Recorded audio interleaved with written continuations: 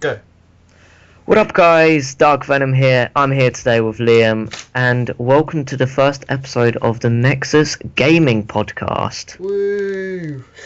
So this is basically just a podcast where we talk about games and things that matter to us. It's anything game related. Yeah, anything game related. And today the first topic that I have is the PlayStation 4 and the Xbox One will be coming to China later this year. Do we know when? We're not quite sure yet, as it's only been rumored. It hasn't been fully. Well, we know that the Xbox One will be coming to China in September, but we don't exactly know the date. Plus, it can change. It is not sure, so we are still waiting on official news. So they're just going to release their consoles in China.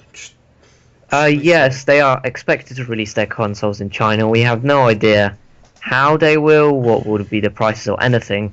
But one thing which we can expect is they'll probably be quite badly censored. Yeah, China's got a history for censoring things. Yes, they do. Many TV shows have been censored in China. I'm pretty sure most games will be like Battlefield. Battlefield definitely, just because of the China Rising map, and games like Wolfenstein will probably be banned. But we don't quite know how they're releasing it. Why? They'll probably even ban games like Civilization 5 and Age of Empires just because you can fight the Chinese. Probably. They've got them games banned. They definitely do have games like that banned. In no doubts that it will be. There probably won't even be an internet browser. They'll remove the internet browser. You'll get a very limited. You probably won't get the best games. Yeah. Most games will be banned. What about the Xbox 360 and PS3? Did that come out in China? Because I think it did, but I'm not quite sure. I'm not too sure. Let me just test them. Because I think there definitely might have been out in China, but it probably was a bit delayed. It was a bit later, like the PS4 and the Xbox One. Well, if I gone to the Wikipedia page for PS3, Control F China, nothing comes up. I wouldn't be surprised if it wasn't out for China, but I just remember when I was once playing on the PS3, you could change the language to Chinese, which clearly doesn't mean anything, but I just think that if they had language Chinese, it was probably out in China. I mean, it would make sense, wouldn't it? It would make sense. Because you don't have, like, Spanish and then not give it in any Spanish country. Yeah, so, guys, please don't quote me on this, but I think that the PS3 and Xbox 360 were out in China. So, the Wii U, what about the Wii U?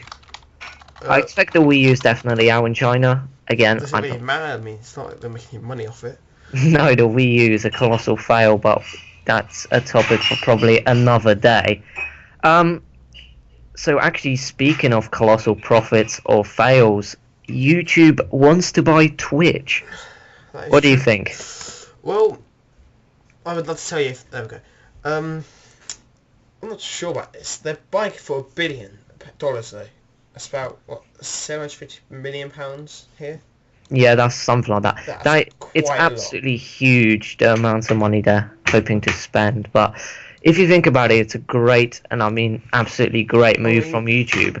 Because YouTube literally just has no live streaming software. It's very complicated. I've been reading about this, and many actually, like, proper loyal Twitch users, so proper people that, like, are sponsored by Twitch, really hate this. I don't see why I don't. I see why they hate this, because many people who actually broadcast on Twitch would be pretty unhappy. I mean, how would you like it if suddenly you have a nice Twitch, Google free, then boom, you're forced to integrate Google Plus into it? Yeah, that I wouldn't be surprised if it happened, but if you think about it, it'll have many good changes coming off. I mean, YouTube integrated with Twitch, the possibilities are literally endless. I don't know if you've seen, but in the US, in the train stations, they've got like YouTube ads for YouTube, so Twitch people could get that as well. It would be. I see definitely why they are unhappy and why they don't like the idea, but there are positives coming off it.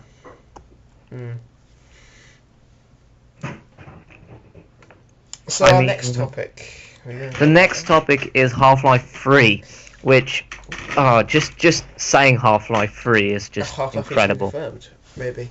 Has it been confirmed?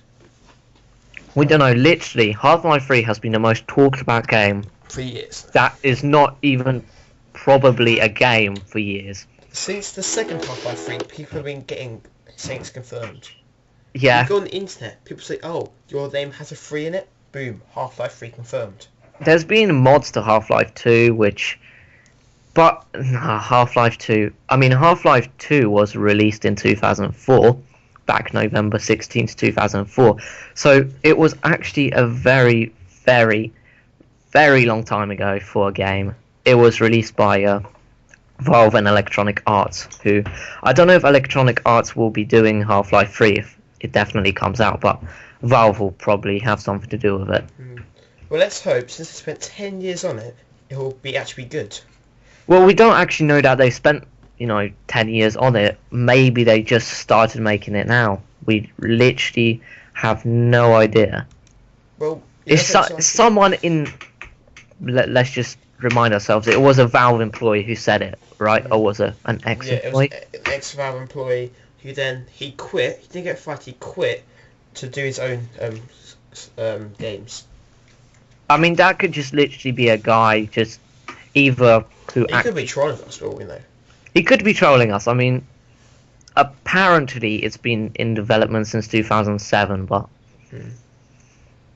But I still don't know. It's just a rumour.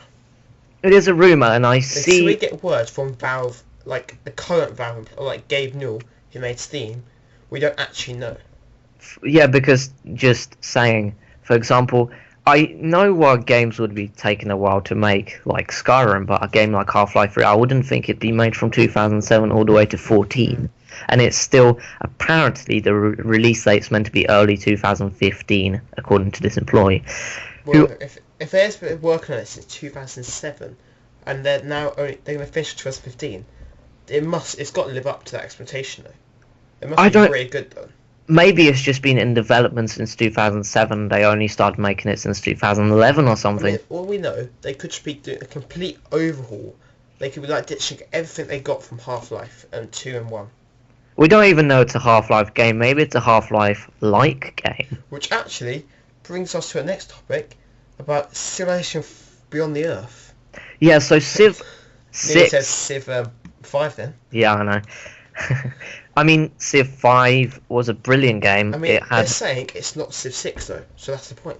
Many people are saying it's not Civ 6, but again, we sort of know it is definitely not Civ 6. If you look at screenshots, it looks a lot like Civ 5 though, but with alien texture packs. It does. I mean, Civ 5 was released in on November 23rd, 2010, which was, 4 years ago. And they've had Gods and Kings and Brave New World, 2 expansion packs since. Which are expansion packs for the games. If you go on somewhere like the Civ subreddit, it's still a massive game. People talk about it still. It's still a huge game, but what? It is actually the top, I think at the top, it's either in the top 10 somewhere, Steam games that aren't made by Valve. Yes, it's one of the top 10 games, but also one thing which we know about the Civ franchise is they haven't really been making on the side games. It's just been Civ 1, 2, 3, 4, 5, and maybe one on the side Civ game. That is probably Sid Meier's biggest success. Yeah, because certain games, like for example, let's just say Call of Duty, they haven't just had one produced. It hasn't been Call of Duty 1, 2, 3, 4, 5, 6, but it was Black Ops and the Modern Warfare series. And Civ hasn't really done that. They just made Civ 1, 2, 3, 4, 5, 6. So this is sort of... We're not sure if there's maybe an expansion for Civ 5. Maybe it's a standalone that's just a lot. But will it be a proper full game, or will it be like a smaller game? So what I think is, in Civ 5, where you send your spaceship onto space. Yes. To conquer a new world. We know. I think Civ Beyond the Earth takes place just after that, so you're like colonizing Earth, a new world. So you're saying it's a sequel to Civ 5, but it is not Civ 6? Yeah, I'm saying basically it's basically what happens after Civ 5. That's fair enough, but what about Civ 6? Is Civ 6 just going to come out in a few years' time, or is this just a side game that they're just going to release, just a quick one? It's been in development for a year, they make it, and next year they'll have the proper Civ 6 game, or is this going to be one of those games that stands for, 4 or 5 years? Or is this just a... We don't really know because we have seen the Civ. Well, I want to say Civ 6, but I know it's not the Civ 6. It's Beyond Earth. We have seen the trailer, and no gameplay was included in that trailer. It was just basically concept art, so we don't really know what it is like, what it's going to be about. Well, we roughly know that it's going to be a follow-up to Civ 5, or we think it's going to be a follow-up to Civ 5 anyway. But again, though, it's definitely a Civilization game. It's definitely in that series. Yeah, we know it's going to be within the Civ series. It's not going to be one of those Sid-Meier's games like Railroads or something. It's going to be within the Civ series, but there's not really much more we can say about it for now. It probably will have quite a lot of similarities to the previous Civs. It probably will be very similar, and many people will probably be angry that it's not as revolutionary as a Civ game should be, but this is not Civ 6, probably. So the changes will not be...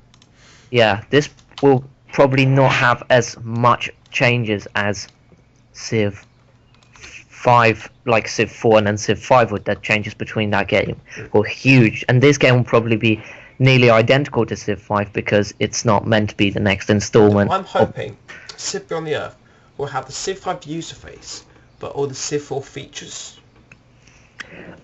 Yeah, but we can talk about what we hope that the game will have, but we can't really say anything at this point yet. So what's our next topic then, old master? Still the host of this? Well, yeah, talk about Steam and Civ. It may actually be on a sale. Yes, because the Steam Summer Sale may start next month, which will be the earliest it's ever started. As the Steam Summer Sale usually starts when all the kids go on holiday, just so Steam can gain that bit of money. Gain that money. Yeah, but we don't know. Again, this is a rumor. It might be true. It might not be. There's not really that much to talk about. It's just to be games on sale. It's just games on sale, and it's a heads up that, get your wallet out. Don't spend any money now. Don't buy anything now. Don't do what I did last year. Spend all full price games and then they went on sale. Yeah, like Civ 5, if it will be on sale, like if you were to buy it, it's like £17 on Steam or something. Maybe. And on sale, it will probably be for £2. So yeah, I mean, I picked up Left 4 Dead 2 for £2 instead of £15 or something it is.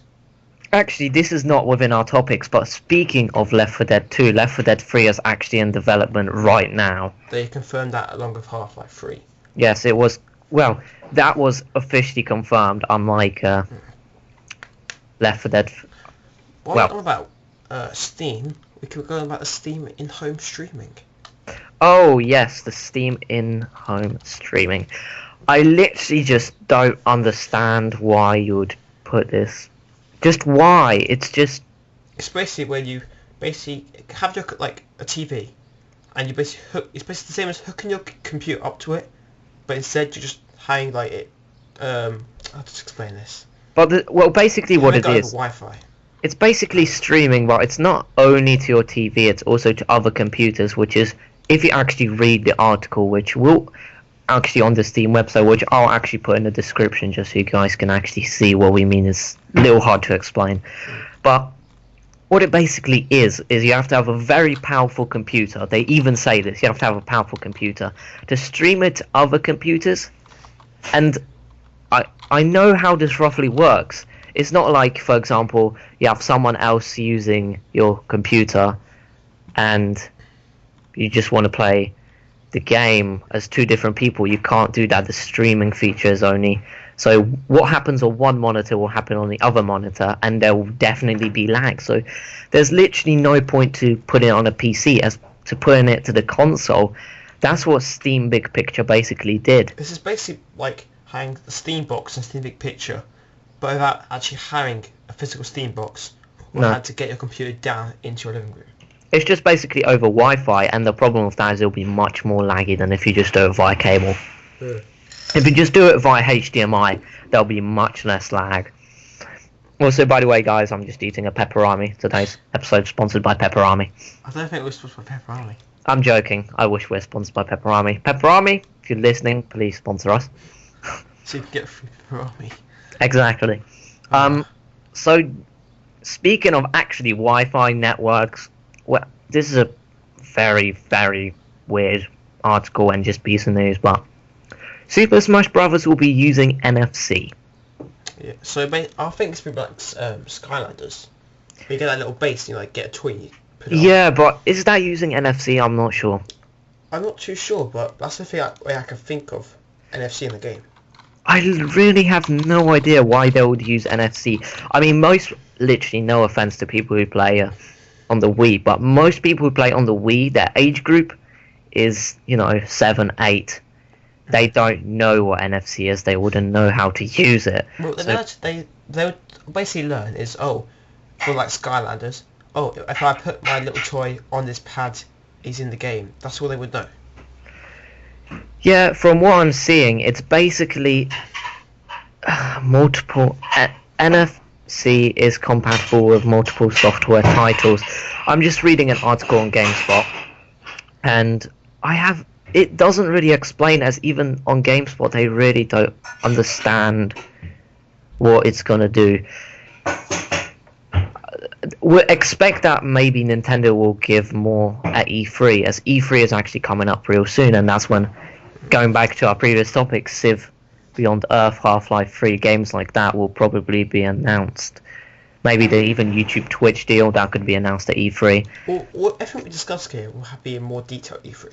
Yeah, when E3 comes around, we'll have a lot more news to talk about, but this NFC feature, I don't know, I find it weird and a bit stupid. I don't personally like that Nintendo's trying to do things like that. It's true, it's innovative, but I mean, it kind of works with Skylanders, but I don't see it working in Mario. Because, I mean, Nintendo's already had big enough problems as it is, and it's probably going to be trying to ditch the Wii U as quickly, because I actually asked a few people what is the Wii U, and they thought that the controller is the actual console. They didn't know that the little touchpad and whatever it is, it's actually just a controller, it's not a console on its own. I thought, when I first got given the Wii U, I thought the actual pad that you get was the controller. Like, that's the whole console, everything in it. That's actually the biggest problem that Nintendo is still having, as many people don't actually know this, because it's been marketed so poorly. I mean, literally, again, no offense to anyone who likes the Wii U, I got nothing against Wii, it's just I'm saying, even Nintendo has admitted this, it's been marketed so poorly, there's just been a lack of launch titles, there's no games for it. The price, I've heard, I was listening to something quite recently, and they said that in Canada the price is higher than in America, and I just don't understand why would you do that. What about failed console launches? The Xbox One. The Xbox One was literally an atrocious console launch, and everything they said, they basically dropped it after the PS4. They dropped it off, including the Kinect, which is just stupid. Because, well, I can say this freely without being killed. The PS4 had a much better launch than the Xbox One. It has sold many more consoles. In my opinion, if the Xbox One just stuck to the launch of the Xbox 360, they would have sold loads. Xbox One literally had to do something. I mean, I'm not saying that they were selling badly, because the Xbox One still sold really well. It's just they decided for some reason at launch day to say, hey, you're going to need this Kinect. If you don't have Kinect, Xbox One won't run. And now they're saying, you know what, we don't actually need Kinect. Kinect is just there so we can have more money. Yeah. And many people are actually angered that why from beginning that Kinect wasn't optional. Many people will never use Kinect. For example, the PlayStation camera. I know it's there, and I'm never going to use it, honestly. And I'm just happy that Sony's not cramming it down my throat going, hey, you have to buy it. And that'll be why Sony has literally sold just a bit more, a bit less, give or take, just like double amount of Xbox. Yeah, it literally has. PS4 has sold at something like 15 million, which is ridiculous, because that's how many, I think, Steam users there is. So you can't deny that the PS4 is successful, and they clearly have done more. As recently Sony said that the PS4 is already profitable. And if you actually look at Sony, everyone probably has heard this in the news, that Sony has posted absolutely huge losses. Wait, did you say 50 million? It sold 7 million. It's made 1 billion, it says here. Oh, I'm sorry, I'm mistaken. 15 billion must be both the consoles combined, which is a lot. But getting back to the topic, Sony did post a financial loss if you look it up actually, mainly because of its PC industry, but Sony and its mobile, Sony has made ridiculously huge losses, and the PS4 is the only thing that was profitable, purely because of the strong marketing and probably because of the fan base. And probably because of the fail that was the Xbox One launch. And speaking of the Xbox One, Halo 5 is going to be coming to Xbox One in 2015. See, do we actually know anything about this? It's been officially announced, and as we have heard, if you watch the Xbox launch, which not everyone has, but they promised a Halo live TV series, which there has been no development of ever since that infamous TV launch campaign, which many people remember of Xbox talking more about TV than the actual gaming. That angered many people, but there's nothing you can do about it. Is Halo 5 going to literally just carry on from the previous Halos? I have no idea, as I did not play Halo 4 extensively. I literally just... My cousin had Halo 4, so I just played on his Xbox, but I didn't play the story. I don't really know. But apparently it's meant to be carrying on, yes. Do you think of anything like Titanfall, which was also made by Microsoft for the Xbox One?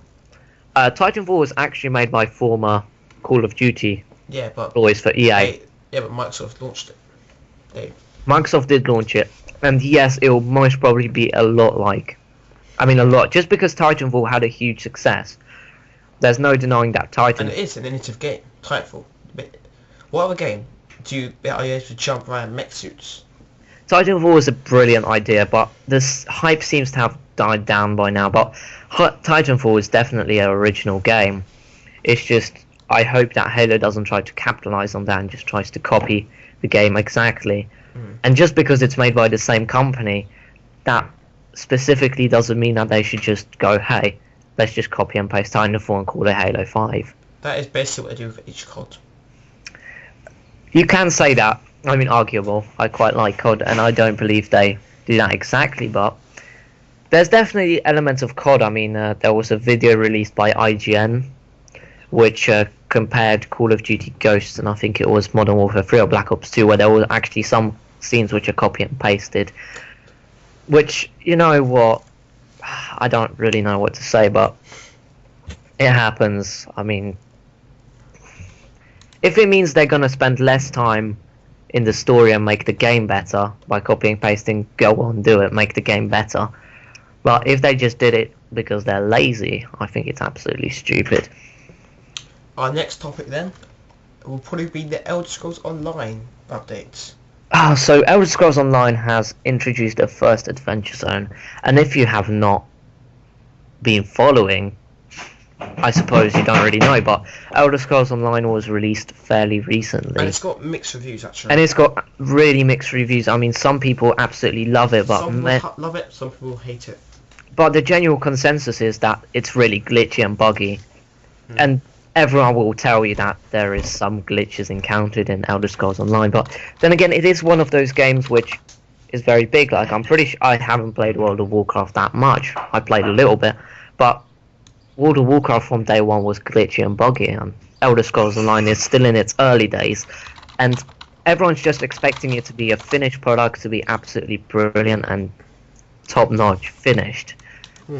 But it's still early days, so we'll see. But the topic here is them introducing the first adventure zone, which I find stupid that it only's been introduced now, because Elder Scrolls Online we're promised from the beginning that there's going to be adventure zones and everything, and there just hasn't been any adventure zones. And how long ago was Elder Scrolls released now? It's been like a month. Quite a while. About a month, and there was just no adventure zones. I mean, why would you release a game which wasn't fully finished? When I look at Elder Scrolls, it always reminds me of Guild Wars 2, just the same layout and everything.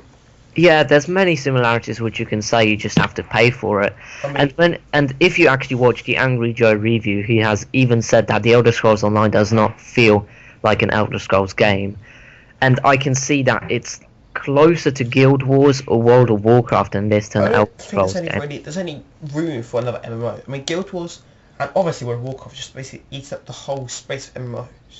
MMOs are dying out in my opinion. I mean, if you look, there's not really... Since Mists of Pandaria, which was a World of Warcraft expansion, which did fairly well, but it didn't actually do as well as they predicted. I mean, if you remember in the I called them the golden days of World of Warcraft had a huge following. I mean, there was absolutely ridiculous amounts of people paying and playing, but they quite recently, they posted that there's less and less World of Warcraft players, purely because I think the main reason why people don't play MMOs anymore is just in the manner that they're made.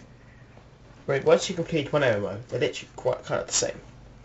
Yeah, all MMOs are just the same because I'm gonna say it's really hard making an MMO. I'm not gonna say it's easy. I guarantee you it's harder than making other games. But there's just the most expensive games to make. But it's just a lack of originality. People are just game developers. They seriously could make it more original, but it costs a lot more. It costs a lot. Plus, two, they pretty much run out of ideas. For example, Angry Joe made this point that in the Elder Scrolls game you could buy houses, and Elder Scrolls Online you can't. Maybe they'll introduce this later, but because of that, little things like that made an Elder Scrolls game an Elder Scrolls game. While you were talking about how MMOs are literally the same, I was playing. I'm a big fan of Guild Wars series. Don't get me wrong, but after I played Guild Wars 1 for fun. I loved that game so much. But Guild Wars 2, I really couldn't bring myself to play it as much. It was kind of the same. I mean, that's the problem, releasing 1-2. I mean, they could keep making expansion packs. It was just a graphical update, wasn't it? It basically was a graphical update and a few new quests and a new map and storyline. Which sounds like a lot when you mention it, but when you play it... I suppose when you play an MMO game, you want an MMO game to draw you in, and you know MMO games are the type of games that you're going to spend the most hours in. So you just know you're going to invest a lot of time. So when an MMO comes out, you want it to be good. You don't want an MMO which is just meh. And that's what Elder Scrolls Online has been. And I suppose it's still early days. In 1 year time, Elder Scrolls Online may be the best MMO ever. But right now it's not looking good. Do you know what I think would be a good MMO? But then again, I think it would be a good MMO, but it probably wouldn't. It would be Star Wars Knights of the Old Republic. Imagine that online. Star Wars, there has actually been a Star Wars MMO, which is... I can't remember what it's called. I'm, again, very sorry about this, but there was a Star Wars MMO. Well, I know Star Wars... And it was something of the Old Republic. That's a RPG, it's not an MMO though. There was an MMO for Star Wars, the Old Republic, that's it. It was an MMO RPG. But that game... It did terribly, and no offense, but they had to make it a free-play game just because of the failure it has been. It just hasn't... People have just not enjoyed it. I mean, there's so much you could do with the Star Wars universe, but again, money, time... It's hard to make... Plus, Wait, what did you say it was called again? Star Wars... The Old Republic. That's the role-playing game you're thinking of, I think... You might be thinking of Star Wars role-playing game, Wizards of the Coast. But Star Wars Old Republic is an MMO. But the problem... No, if you look it up, it's actually an MMO. So, no, because MMO it has to be online, but it's not online. The Old Republic is online. I have the Old Republic. I've been playing it all week. It's not online. I literally don't know. I just typed in Star Wars MMO and it comes up Star Wars The Old Republic, BioWare and LucasArts bring you next evolution in MMO gameplay. I'll literally link you it, and it is called The Old Republic. I'm not sure if we're talking about... You maybe talk about Jedis of The Old Republic or something. I'll just link it to you in Skype, but... I don't know, guys. Tell us in the comments section, but free play now, download the game and play for free. I don't think we're talking about the same thing. Guys... Please correct us, because I know we're probably wrong. Tell us in the comment section what do you think about Star Wars The Old Republic is an MMO, right? I mean, I don't know too much about it. I'm talking about I'm about Star Wars The Knights of the Old Republic. I'm talking about the actual Old Republic game. And that game has been, as I said before, troubles from launch day. It has not sold very well. I'm a massive People Star Wars anticipated fan. it. I've never heard of this game. Yeah, exactly. I didn't hear about it until I heard about the problems they had where originally it wasn't free to play, but just because the game did not do as well, they had to make it free to play. And at the beginning it had a fairly strong following, but now apparently the following has just dropped off due to just a lack of content. The developers have just sort of said, we'll make some additions, but they're not really huge. People are just bored of it. There's so much you could do with a Star Wars game. It's just developers just haven't.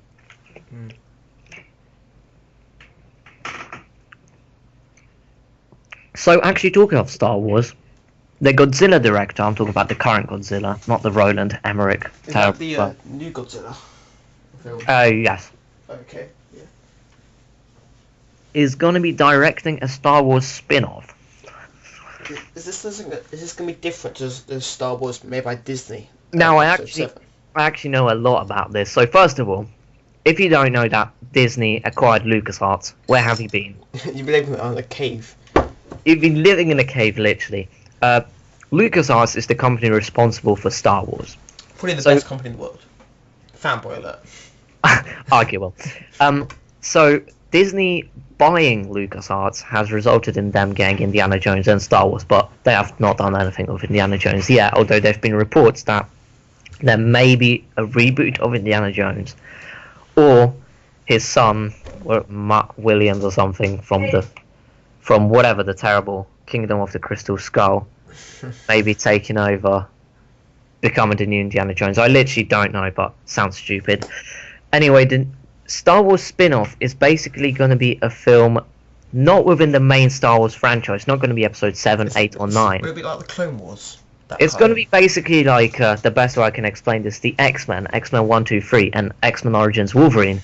It was a spin-off as the X-Men were evolved in that. It was just one character. It was just Wolverine. By any chance, will it be like the Clone Wars cartoons? They were in between episode 2 of the prequels. No, and Revenge of the Sith. No, those were actual. The Clone Wars doesn't. It was not a proper Star Wars film, but it was not a spin-off. What a spin-off means is of another character. So basically, all the Avengers films, like Captain America, were not spin-offs. They were part of their own series. What it means is basically they're going to take a character like Chewbacca and make a series, just a film about him. To be honest, that doesn't sound too good. I'm not saying it's about Chewbacca. They have not confirmed who is it going to be about. The reports have been it's either going to be about Boba Fett, how he became It's Boba Fett.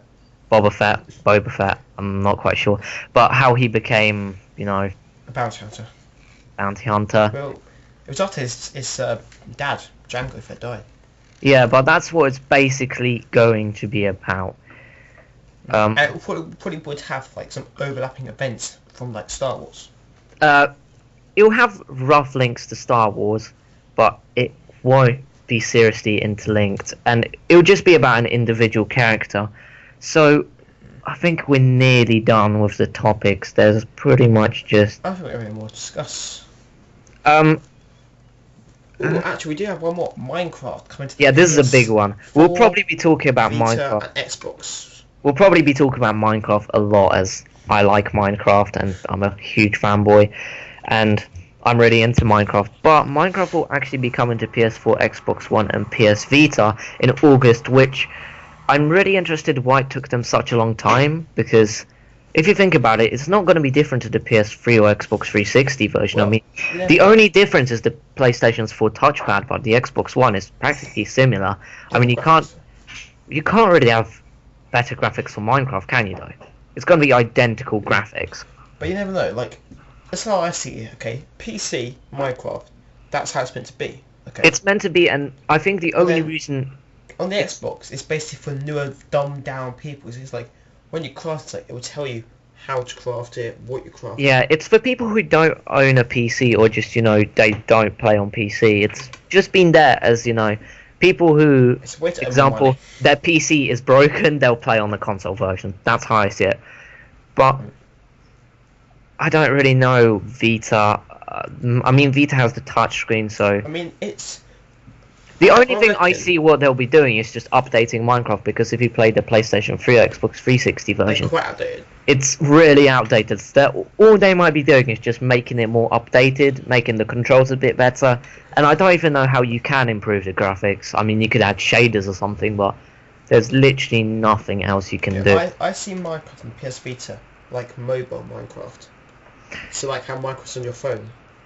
Yeah, PS Vita will probably be like that, and I think that will actually be quite cool. The PS Vita version will probably be the best. But Minecraft on mobile's actually had some huge updates recently. They've added a lot of new things, and many people don't really care about the mobile version, but the mobile version is actually quite cool. Successful. It's been really successful. I mean, it has sold millions, and if you look on the App Store, on the Play Store, it's right now at #1. And it has been #1, and I can say this as a fact, for the last 6 or 7 months. Pretty much nothing has overtaken it as a paid app. Yeah, if you got an Android phone, I'm not sure about Apple. Apple, I know that Minecraft has been selling very well. Go to the top page, and you'll see there, Minecraft Pocket Edition by Mojang is the top. Even though it's for £5. That's yeah, quite a lot.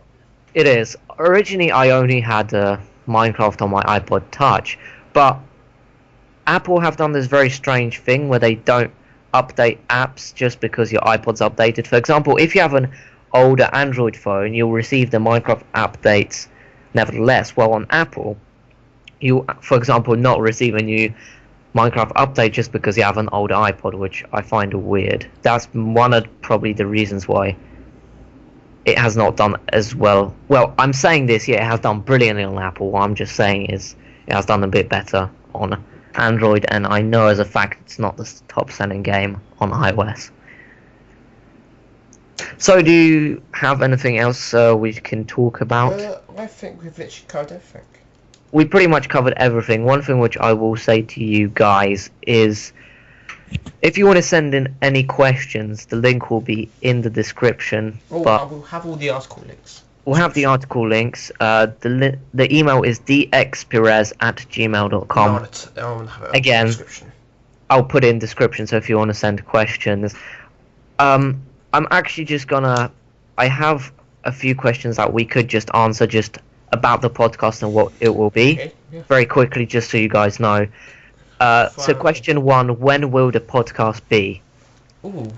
For now, we have no specific date or time. We'll try and do it like every weekend, maybe. We'll try to do it as much as we can, but as it's just a hobby, it's not for profit, nothing. We'll just upload it whenever we can, and hope. Obviously, it's not gonna be like new news every week. It's not gonna be new. It's 1 week we may just do questions if we feel we will. You can send us topics at the email. Also, what we can talk about. We'll probably get a Reddit page, so there you can post things we can talk about, send us news, and then we can also just send put the new video into the Reddit page, and you'll get it there. Yeah, because even though we are mainly about gaming, we will talk about movies or something. We'll talk about things we want to. We'll try and include a non-gaming topic in every video. Like today we included Godzilla, so and we had quite a lot of rant about that. Yeah. Number 2, we are very opinionated, just putting it out there. And derpy. Just want to say this, and derpy. So another question, which will be quick: how long will the podcast be?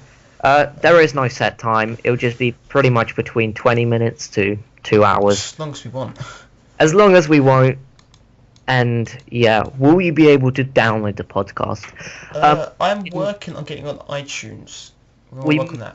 We may try to get on iTunes, Google Play, or we'll try to put it up on some podcast, but it won't be up straight away. If you want to just download the YouTube video and just listen to it on the bus or something, that's what I do. There's lots of YouTube to MP3 converters. Example, if you own an iPod like I do, or just an Apple product, there's this app called Tubebox which lets you download YouTube videos and watch them offline. It's a free app, so if you go, I'll actually probably include a link to this in the description just because. All you got to do is type in YouTube to MP3 converter. Now, into Google. This will be another question. Will we have more people? Hopefully, we're working on having 3 people plus a guest.